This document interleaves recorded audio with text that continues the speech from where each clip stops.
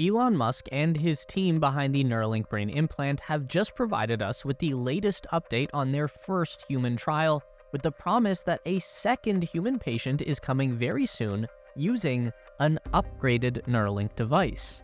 Progress so far has been a mixed bag of unprecedented success and unexpected setbacks, all of which is helping to propel the company forwards to their ultimate goal of unlocking superhuman capabilities. This is everything you need to know about Neuralink right now. Elon Musk is now promising that the second human Neuralink operation will be moving forward within the next 2 weeks.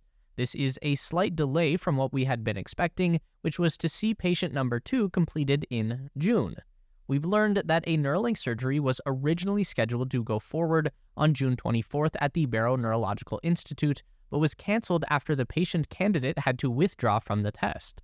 Barrow's CEO Michael Lawton has said that the withdrawal was due to health concerns with the patient, and he notes that these concerns are unrelated to the brain implant procedure. Elon and his team have also revealed that Neuralink's second human implant will not be like the first. Neuralink's first human patient, Nolan Arbaugh, underwent his brain implant surgery in late January 2024.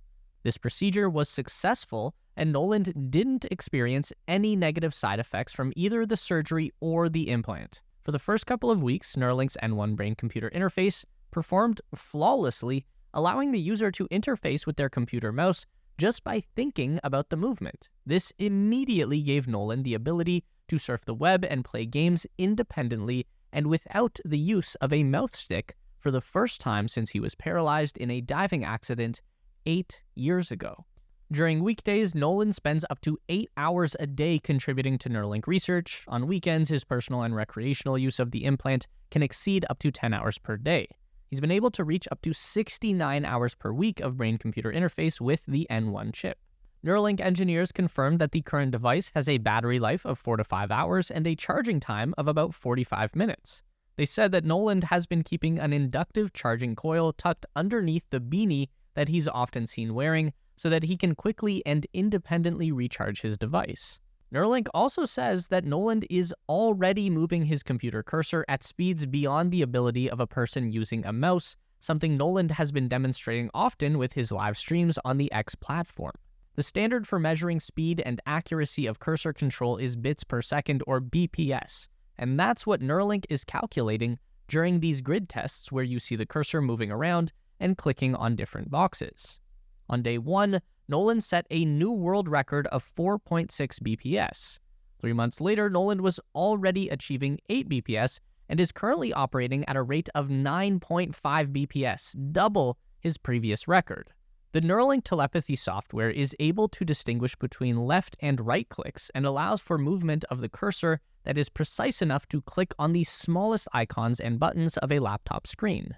However, this initial trial has not been without issues. What we know is that in the weeks following the surgery, a number of the electrode threads that were implanted into Nolan's brain tissue started to retract, essentially cutting off some of the communication between the brain and the implant. During the surgical procedure, Neuralink's R1 robot was used to insert 64 threads into the outer layer of the brain, the cerebral cortex, and specifically, this is targeted into the motor cortex region of the brain, penetrating just a few millimeters deep into the tissue.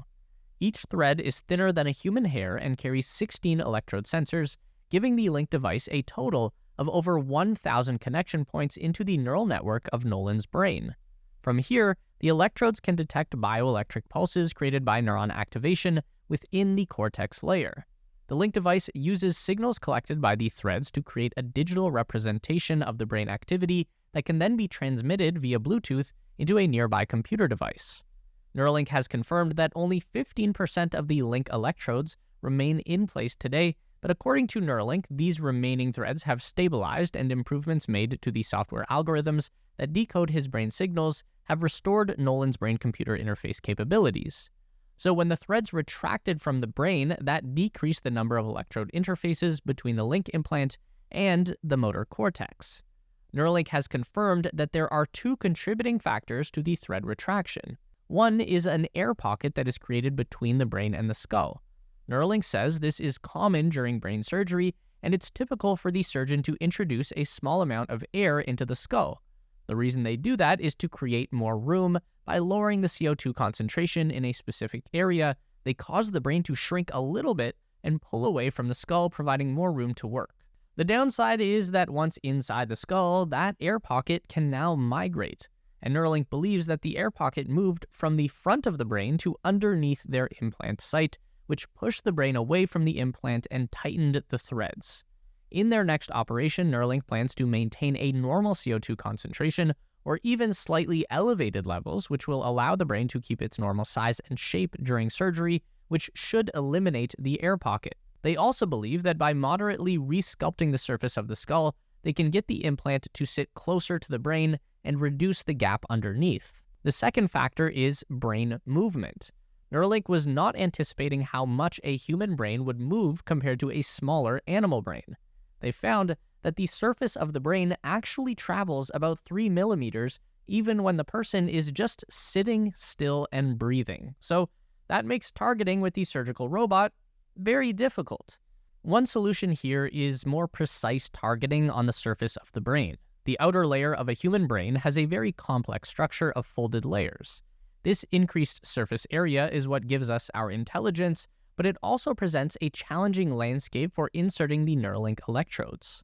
For their next procedure, Neuralink will be targeting only the high points of the surface and avoiding anywhere too close to one of the folds. This will provide better connectivity to the neuron layers, and it will make sure the thread is anchored in the brain tissue.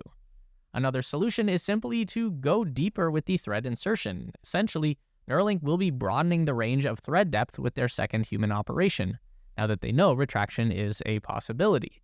So the threads will be placed at depths ranging from 4 millimeters to 7.2 millimeters. Neuralink engineers believe that as long as the threads can stay planted long enough for the brain tissue to begin healing over and regenerating from the surgery, then they should remain anchored and stable for the long term. It's also important to note that Neuralink is the first brain implant with the ability to have varied electrode depths. Previously, we've only used these hard spiked arrays with pins that are all the same length.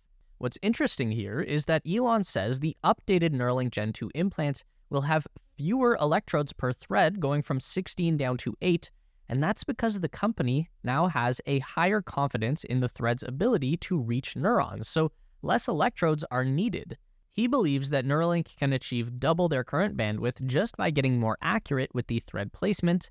One of the engineers pointed out that they can also move to a higher thread count to increase the number of information channels to the brain, potentially reaching up to 3,000 channels. Their current device has a maximum of 1,024. Elon and his team are highly confident it won't be long until a Neuralink user can communicate much faster than any average human being, not just through a computer, but Elon is already talking about this idea of being able to instantly transmit a concept or idea using digital telepathy without even any need for words or language. He's also highly confident that Neuralink will be offering their first solution to blindness in the near future. His team said that there's already been several animal trials with stimulating the visual cortex of the brain. It's still very basic stuff. They can essentially light up a pixel in the vision of a monkey. Then by having the monkey look toward the light, they start to get an idea of which neurons are connected to the various pixels that make up our vision. So the first iteration of Neuralink's blind sight will be very low resolution, equivalent to something like an old Atari video game, but it will improve over time. One other Neuralink capability that was teased during the update was an interface with Tesla's humanoid robot, also known as Optimus. The team believes that a paralyzed individual should be able to use their Neuralink to control the movement of the humanoid robot. That can range from manipulating a robotic arm to help them move objects, or scratch an itch, all the way to remote controlling a full robot body. In a slightly more practical application, Elon thinks that they can have Neuralink users steering their own electric wheelchairs using Bluetooth communication from the implant, which would be a massive upgrade for the independence and mobility of a paralyzed individual. It was also confirmed that unlocking the full capability of Neuralink is going to require multiple device implants. We have this X post from Elon Musk where he writes, "Noland and I discussed a possible second Neuralink, next-gen version, that would allow his other brain hemisphere to interact telepathically with his computer. This would be like having two-handed control ability, the equivalent of mouse and keyboard. The idea here is that a Neuralink on the left side of your brain will interface with the right side of the body, such as using a computer mouse, but to get the equivalent functionality of using both arms at the same time, you need implants on both hemispheres of the brain. Nolan was recently on an episode of the Joe Rogan Experience podcast, one of many interviews and conversations that he's done with the media since his identity was revealed in March 2024. While on Rogan's podcast, Nolan talked about his experience playing video games with the Neuralink device. Nolan said, "I basically have an aimbot in my head. They'll probably have different leagues for people like me because it's just not fair." Nolan went on to explain that his digital telepathy is faster and more accurate than playing with hands and a controller. He said, "Sometimes it's so good that it's moving before I even think it to move. If you think about moving your hand, the signal is basically already being sent before you move your hand." This is a bit of foreshadowing towards Elon Musk's end goal with Neuralink. He believes that this device will allow people, all people, not just those with disabilities, to interface with technology at a significantly higher bandwidth than a mouse and keyboard or touchscreen could ever possibly allow, essentially knocking down a barrier between the human brain and the computer, bringing us much closer to a cybernetic superhuman kind of ability. Now, that all could be great, but it can also create a whole lot of new problems for security and privacy. This is also something that Nolan touched on in his talk with Joe, saying, "I mean, people ask me all the time if this thing can be hacked, and the short answer is yes." This is easily one of the most frequent points raised in the comment section, so here's the closest thing we've had to an answer.